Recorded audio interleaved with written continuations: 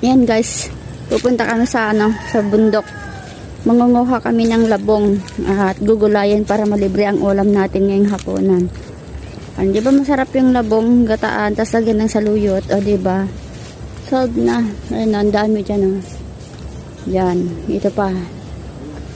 Ito pa. Ang dami diyang tubo na labong.